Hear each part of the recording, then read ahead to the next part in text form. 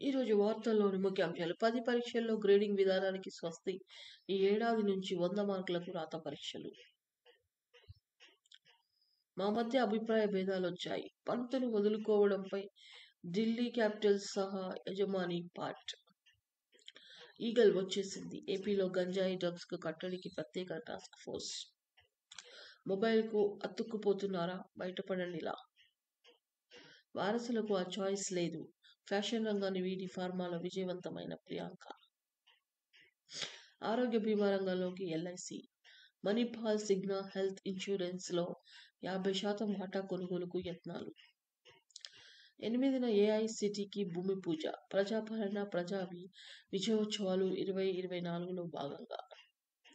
విద్యార్థుల భోజనం విషయంలో నిర్లక్ష్యాన్ని సహించం. బాధ్యులను ఉద్యోగం నుంచి తొలగిస్తామంటున్న సీఎం రేవంత్ రెడ్డి. అదనపు కలెక్టర్ వద్దే మ్యూటేషన్ పరిష్కారం. వారసత్వ బదిలీ ఆర్జీఓ పరిధిలోకి.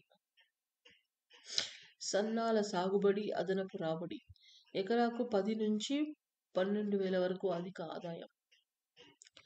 అవినీతి ఒప్పందానికి అడ్డగోలు సమర్థన. సెకీతో ఒప్పందం అవినీతికి రోల్ మోడల్ కాదా? లంచం ఇవ్వడానికి కలిశానని అదాని చెప్పారా? ఎఫ్బీఐ నివేదికలో నా పేరు ఎక్కడా లేదు. జగన్.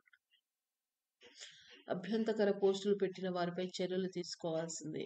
చట్ట ప్రకారం నేరమైన దాన్ని సోషల్ మీడియాలో చేసిన నేరమే. హైకోర్టు. 10 పరీక్షల్లో గ్రేడింగ్ విధానానికి స్వస్తి. ఈ ఏడాది నుంచి 100 మార్కులకు రాత పరీక్షలకు. ఇంతటితో ఈ వార్తలు కూడా స్వస్తి. Thank you.